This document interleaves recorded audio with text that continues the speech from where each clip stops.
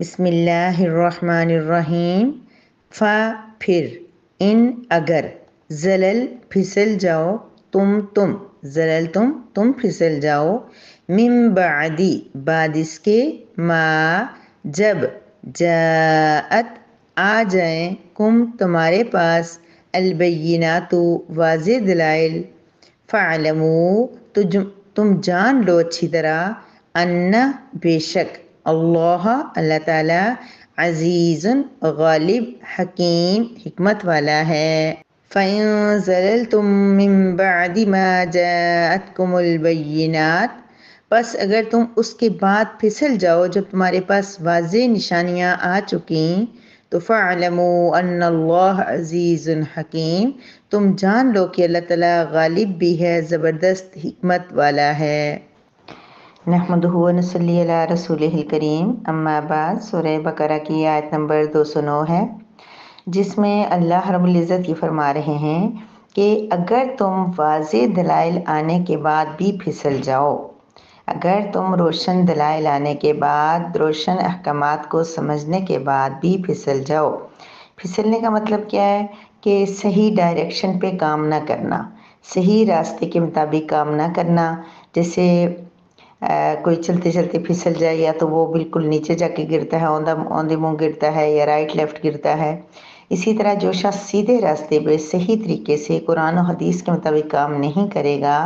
تو پھر وہ بدعات میں، فضول رسومات میں، فضول چیزوں کے اندر گھستا چلا جائے گا، گرتا چلا جائے گا، پھسل جائے گا، اور وہ اپنے صحیح راستے سے ہٹ جائے گا۔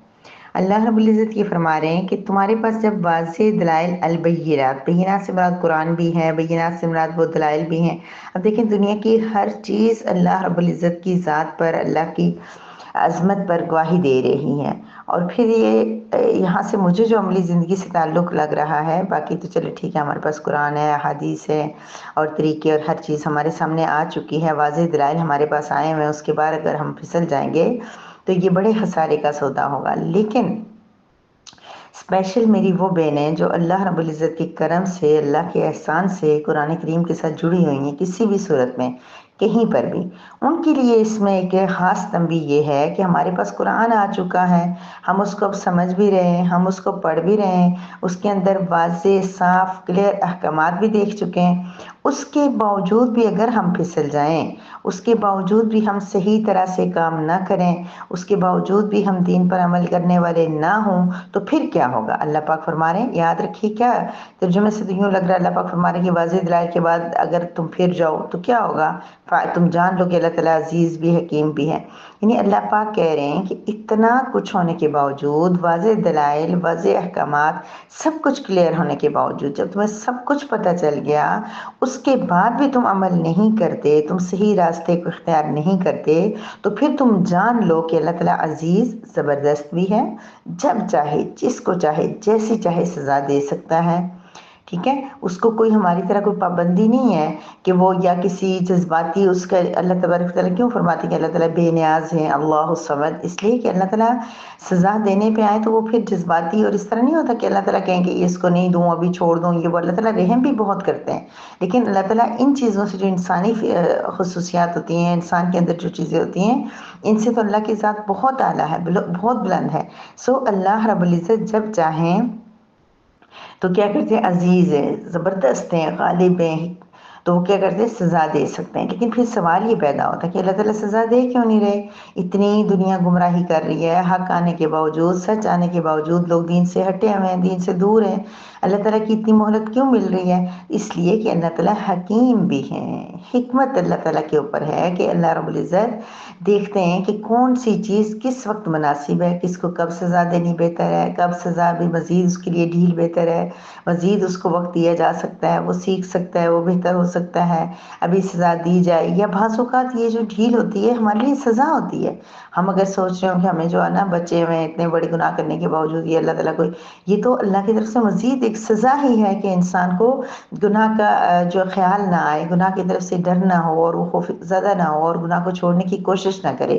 تو لہٰذا بعض اوقات ہمیں پتہ نہیں چلتا، سزا چل رہی ہوتی ہے، سو ہمیں ایسی ہر سزا سے اللہ تعالیٰ سے پناہ بھی مانگنی ہے، اور یہ بھی سوچنا ہے کہ اللہ رب العزت کے واضح احکامات ہمارے سامنے آ چکے ہیں، تو ہم ان پہ عمل کیوں نہیں کر رہے؟ اگر نہیں کر رہے تو ہمیں دیکھنا چاہیے، ہمیں یاد رکھنا چاہیے کہ ہمارا اللہ بڑا زبردست بھی ہے، حکمت والا بھی ہے، کسی بھی وقت وہ ناراض ہو کے وہ ہمیں سزا دے سکتا ہے۔ میری بہت پیاری بہنوں، آپ سب سے گزارش ہے کہ ہمیں چاہیے کہ ہم ہر ایک کے لیے دعا کریں، جہاں ہم اپنی بیٹیوں کے لیے دعا کرتے ہیں کہ اللہ ہماری بیٹیوں کے نصیب اچھے کرے، اللہ ہماری بیٹیوں کو شرم پردے والا بنائے، ہماری بیٹیاں ہماری عزتوں کی محافظ بنیں، ہماری عزت نہ اچھالیں، کوئی ایسا گناہ نہ کریں، کوئی ایسی بے پردگی نہ کر لیں کہ جس کی وجہ سے ہمیں شرمندہ ہونا پڑے۔ وہاں کل سے میں اس بات پہ پریشان ہوں کہ ہمیں اپنے پاکستان کی خاص طور پہ، یا اسلام جو ہم نے کل پڑھا تھا نا، اللہ رب العزت فرما رہے تھے کہ اسلام میں پورے کے پورے داخل ہو جاؤ، اس اسلام کا نام لینے والی جو بیٹیاں ہیں ہماری، وہ بیٹیاں کسی طوائف کے ٹھکانے پہ ہیں، وہ بیٹیاں کسی موویز ڈراموں میں کام کرنے والی ہیں، وہ بیٹیاں ٹک ٹاک پہ ہیں، وہ گلوکارہ ہیں، وہ ڈانسرز ہیں، وہ کہیں پر بھی ہیں۔ ایک بار میری بہنوں ہم سب کیا کرتے ہیں؟ ان کے لیے دعا کرتے ہیں۔ آخر وہ بھی تو بچیاں ہیں، کیا آخر انہیں بھی تو اللہ تعالیٰ نے آخرت جو ان کی اچھی ہونی چاہیے، ان کی آخرت بھی بچنی چاہیے۔ آپ کو پتہ ہے کہ آج کل پاکستان میں اس طرح عجیب کچھ چل رہا ہے، لیکن کل سے میرا دماغ ان بچیوں میں غصہ ہوا ہے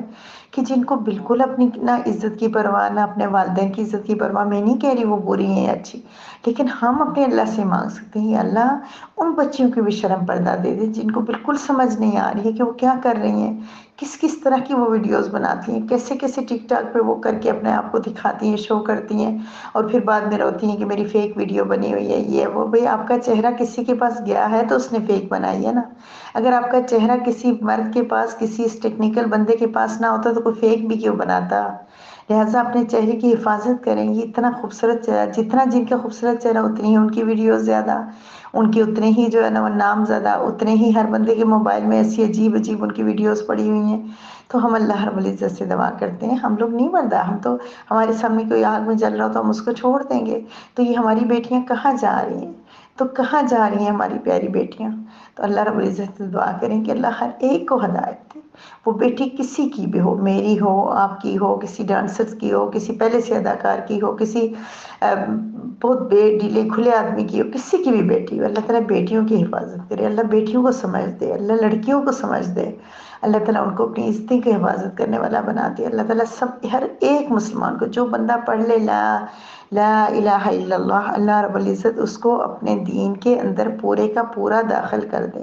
نہیں تو کوشش کرنے والا بنا دے۔ شرعی پردہ تو دور کی بات ہے، کم از کم اپنی کچھ چیزیں تو چھپانے والا بنا دے۔ اللہ تعالیٰ یہ ہم کیا دیکھ رہے ہیں ہمارے ملک میں، ہمارے اسلامی ملک کے اندر؟